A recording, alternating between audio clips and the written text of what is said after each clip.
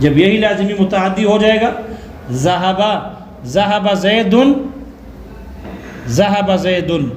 لیکن جب اس کو متعدی کرنا ہو، اس کا ذہب زید عمرن تو نہیں کہہ سکتے کہ زید عمر کو لے گیا، اس لیے اس کو متعدی کرنا ہے تو مفعول بہ پر داخل کر دو با کو. ذہب زید بعمر، زید عمر کو لے گیا، زید عمر کو لے گیا. اب متعدی ہو گیا، ہے لازمی، متعدی بن گیا. ذہب اللہ بنورہم، اللہ تعالیٰ ان کے بینائی کو لے گئے، ان کے نور کو لے گئے، ختم کر دیا ان کو. تو دیکھو یہاں آیت میں بھی متعدی کیا گیا. یہ سمجھ میں آ گیا؟ علی من ارسلہ ہدی هو بالاہتداء حقیق ونورا به الاقتداء یلیق ونورا به الاقتداء یلیق. نورن کا عطف ہدن پر ہے. جو اعتراضات، جو احتمالات ہدن میں تھے کہ مفعول لہ بھی بن سکتا ہے اور حال بھی بن سکتا ہے، وہی احتمال نور میں بھی ہے. مفعول لہ بھی بن سکتا ہے اور حال بھی بن سکتا ہے. وہی اعتراضات، جو اعتراضات ہدن کے مفعول لہ اور حال بنانے پر تھے، وہی اعتراضات نورن کے بنانے پر بھی ہے. مفعول لہ ہے تو لام کدھر ہے، اور اگر حال ہے تو پھر یہ تو مصدر ہے. وہی تین جوابات جو وہاں دیے وہ یہاں پر بھی، یہاں پر بھی ہے. وہ آگے سمجھ میں. بہل اقتداء یلیق، بہل اقتداء یلیق، وہ بالاہتداء حقیق میں جو چار احتمالات تھے کہ یہ ما قبل ہدن سے یا حال ہے یا صفت ہے یا حال مترادفہ یا حال متداخلہ یا سوال مقدر کا جواب ہے، تو وہی احتمالات اس جملے میں بھی ہے. بہل اقتداء یلیق، یہ ما قبل نور کے ساتھ یا تو اس کی صفت ہے یا اس کے لیے حال مترادفہ ہے یا حال متداخلہ ہے، اور یا یہ سوال جملہ مستانفہ ہے، سوال مقدر کا جواب ہو جائے گا. اس کا سوال بھی وہی ہوگا. کیوں اللہ نے اس کو نور بنا کر بھیجا؟ نور روشن کیوں بھیجا؟ نور دینے والا کیوں بھیجا؟ منورن ہادن، منورن اس میں فاعل کے معنی میں لیں گے نا. منورن روشنی دینے والا، روشن کرنے والا کیوں بنا کر بھیجا؟ اس لیے کہ بہل اقتداء یلیق، اس لیے کہ وہی رہنمائی، وہی اقتداء کرنے کے زیادہ لائق ہے. وہ یہ بات سمجھ میں آ گئی؟ وہی احتمالات جو ادھر ہے وہ ادھر بھی ہے. بس اس جملے کی اپنی ترکیب پہلے والے جملے کی طرح نہیں ہے.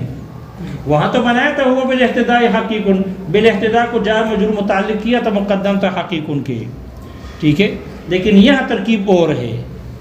بہی جار مجرور ہے، بہل اقتداء، یہ جار مجرور کس کے متعلق ہے؟ اقتداء مصدر کے متعلق ہے یا یلیق فعل کے متعلق ہے؟ اگر اقتداء مصدر کے متعلق کرو گے تو لفظی خرابی لازم آ رہی ہے کہ اقتداء مصدر ہے اور مصدر عامل ضعیف ہوتا ہے، اور عامل ضعیف ما بعد میں تو عمل کر سکتا ہے معمول میں، لیکن ما قبل معمول میں عمل نہیں کر سکتا ہے. اور اگر یلیق کے متعلق کرو گے تو پھر معنوی خرابی لازم آئے گی. پھر کیا لازم آئے گی؟ معنوی خرابی لازم آئے گی. وہ خرابی کیا ہوگی وہ آپ کو ابھی بتا دیتے ہیں. اس لیے کس کے متعلق ہے؟ تو یاد رکھنا یہ بھی جار مجرور یہ متعلق ہے اقتداء مصدر کے، اقتداء مصدر کے متعلق ہے. تو پھر یہاں سوال ہوگا کہ یہاں تو عامل ضعیف ہے، تو اس کا جواب پہلے گزر چکا ہے کہ مصدر یہ جار مجرور جو ہے یہ ظرف ہے، اور جو ظروف ہوتے ہیں مثل المحارم ہوتی ہے، اور ایک محرم دوسرے محرم کے ساتھ سب کچھ مطلب مل سکتے ہیں، ٹھیک ہے. اس لیے یہ اقتداء اس میں عمل کر سکتا ہے، جار مجرور ہے. یاد رکھنا ظرف کے لیے کسی بھی فعل یا شبہ فعل کی بو کافی ہے، اور یہاں بو اس کو آ رہی ہے، اس لیے اس کے متعلق بن جاتا ہے، متعلق ہو سکتا ہے. اس لیے یہ بھی جار مجرور متعلق ہے اقتداء مصدر کے، اور اقتداء مصدر یہ مبتدا ہو گئی، اور یلیق یہ فعل فاعل ہے. فعل فاعل مل کر جملہ فعلیہ خبریں ہو کر خبر، مبتدا خبر مل کر جملہ اسمیہ ہو کر پھر ما قبل کے ساتھ چار احتمالات میں سے ایک بنے گا. آگے یہ بھی کو ہم یلیقو کے متعلق نہیں کر سکتے. کیوں نہیں کر سکتے؟ خرابی ہے. اگر اقتدا کے متعلق کریں گے بھی سے مراد ہے بن نبی. بھی سے مراد کیا ہے؟ بن نبی علیہ الصلوۃ والسلام. آپ علیہ الصلوۃ والسلام کی اقتدا کرنا یلیقو، یہ لائق ہے. کون اقتدا کرے گا؟ آپ علیہ الصلوۃ والسلام کی. ہم کریں گے. الاقتداء یہ الف لام عوض میں آیا ہے مضاف الیہ کی، اصل میں تھا بھی اقتداؤنا. اقتداؤنا بھی اے بالنبی یلیقو، یہ لائق ہے، مناسب ہے.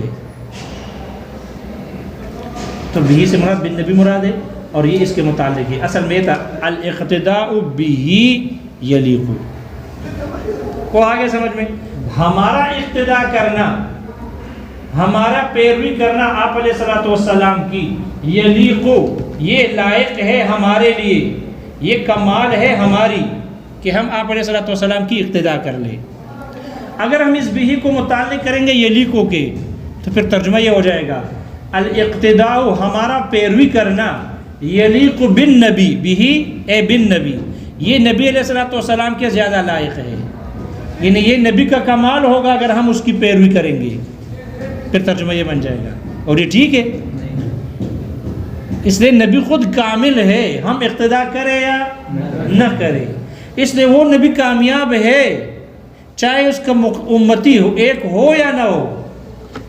جس کا کوئی بھی امتی نہیں بنا، کسی نے اس پر ایمان نہیں لایا، تب بھی وہ نبی کیا ہے؟ کامل اور مکمل ہے، کامیاب ہے. امتیوں کا بیڑا غرق ہے جس نے پیروی نہیں کی، اقتدا نہیں کی. اس لیے ہماری پیروی کرنا نبی کے کمال نہیں، نبی کا کمال وہ تو ہمارے لیے کمال کی بات ہے کہ ہم نبی کی پیروی کرتے ہیں. اس لیے اگر ہم بھی کو اس کے متعلق کریں گے پھر ترجمہ غلط ہو جائے گا، پھر معنی ہو جائے گا ہمارا پیروی کرنا، ہماری اقتدا کرنا، یہ یلیق بن نبی، نبی علیہ الصلوۃ والسلام کے لائق ہے، یعنی اس کے کمالات میں سے ہے. حالانکہ یہ بات درست نہیں. اس لیے بھی کا تعلق اقتدا کے ساتھ ہے، یلیقو کے ساتھ نہیں ہے. وہی بات سمجھ میں. لیکن سوال یہ ہوگا جب بھی متعلق ہے اقتدا کے، یلیق کے متعلق نہیں ہے، تو پھر بھی کو اقتدا کے بعد لانا چاہیے تھا نا. بھی کو اقتدا کے بعد لانا چاہیے تھا. یہ اقتدا سے پہلے کیوں لے آئے؟ اقتدا سے پہلے کیوں لے آئے؟ اشکال آ رہا سمجھ میں؟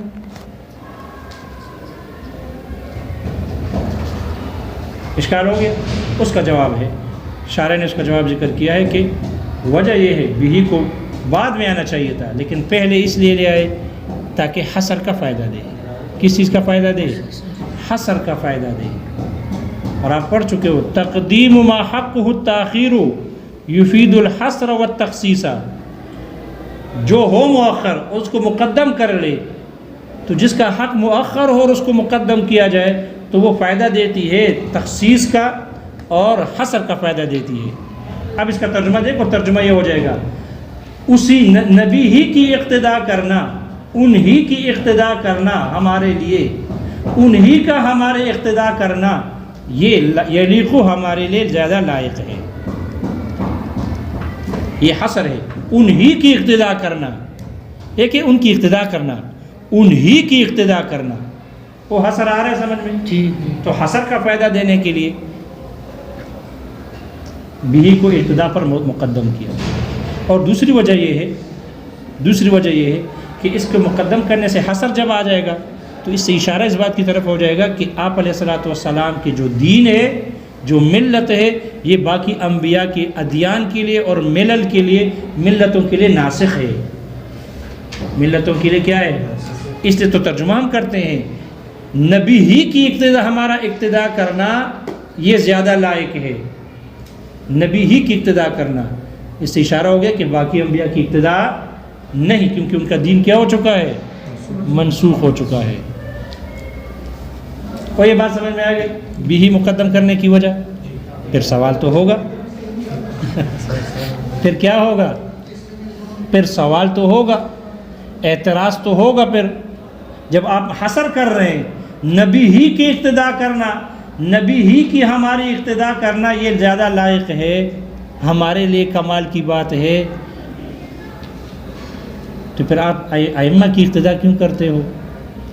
حنفی، شافعی، حنبلی، مالکی، جعفری، ظاہری، اور بھی بہت سارے ائمہ ہیں جن کے مذاہب ختم ہو چکے ہیں، یہ تو پھر آپ کوئی حنفی کیوں ہے، کوئی شافعی کیوں ہے؟ ائمہ کے پیچھے کیوں چل رہے ہو؟ صحابہ کے پیچھے کیوں چل رہے ہو؟ یہ سنت عمری ہے، یہ سنت عثمانی ہے، اذان ثانی، تراویح با جماعت ایک امام کے پیچھے سنت عمری ہے، تو پھر آپ صحابہ کے پیچھے اور ائمہ کے پیچھے کیوں جاتے ہو؟ جبکہ نبی ہی کی ہماری پیروی کرنا یہ ہمارے لیے زیادہ لائق اور کمال کی بات ہے۔ آگے سمجھ میں اشکال ہو رہا ہے نا؟ اس کا جواب دیا ہے، دو جواب ہے۔ پہلا جواب یہ ہے کہ ائمہ کی اقتداء کرنا، صحابہ کی پیروی کرنا، یہ در حقیقت نبی ہی کی پیروی ہے۔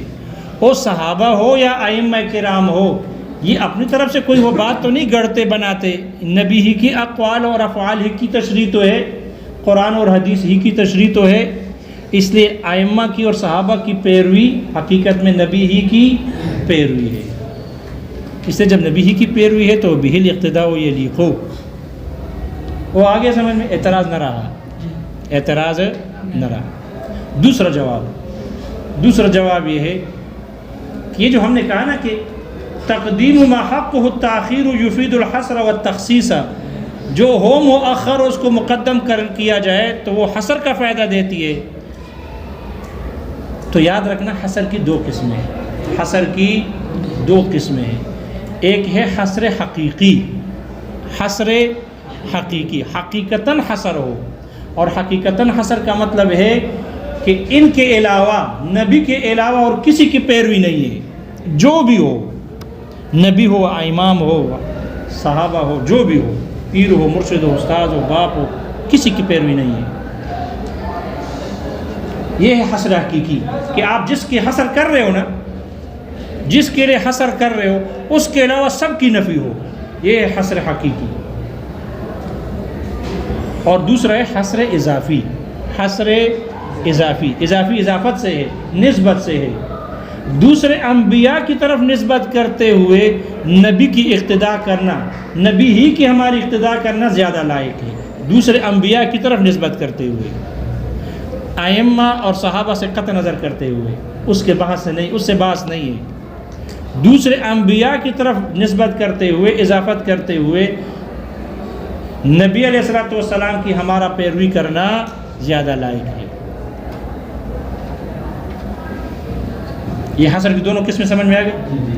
اب اگر جو اعتراض اگر کر لیا جائے نا کہ ائمہ کی اقتداء کیوں کرتے ہو، تو وہ حصر حقیقی کو لے کر کیا گیا، تو ہم اس کا جواب یہ دیں گے، اگر حصر حقیقی ہے تو ہم کہتے ہیں ائمہ کی پیروی، صحابہ کی پیروی در حقیقت نبی ہی کی پیروی ہے، اس لیے اعتراض نہیں۔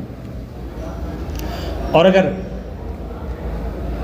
حصر اضافی ہو تو پھر ہم کہیں گے یہ حصر اضافی ہے یا حصر حقیقی نہیں، حصر اضافی ہے، دوسرے انبیاء کی طرف نسبت کرتے ہوئے نبی کی پیروی کرنا زیادہ لائق ہے، ہماری پیروی کرنا نبی علیہ الصلوۃ والسلام کی، یہ ہمارے لیے کمال کی بات ہے، دوسرے انبیاء کی طرف نسبت کرتے ہوئے۔ ائمہ اس میں داخل ہی نہیں ہے، اس لیے ائمہ اور صحابہ کو لے کر اعتراض بھی درست نہیں، دوسرے انبیاء کی نہیں کرتے، اس لیے کہ آپ علیہ الصلوۃ والسلام کی آمد سے دوسرے انبیاء کے ادیان منسوخ ہو گئے۔ اور سمجھ میں آ گئے، حصر کی دونوں قسم سمجھ میں آ گئی۔ تو جب سوال یہ کہ آپ نے بھی کو مقدم کیا حصر کی وجہ سے، تو حصر کا تقاضا تو یہ ہے کہ پھر صرف نبی ہی کی اقتداء ہو، ائمہ کی نہ ہو، تو ایک جواب یہ ہو گیا کہ ائمہ کی اقتداء در حقیقت نبی ہی کی اقتداء ہے، اور دوسرا جواب یہ دیا کہ یہاں جو حصر ہے وہ حقیقی نہیں ہے بلکہ اضافی ہے، حقیقی نہیں بلکہ اضافی ہے۔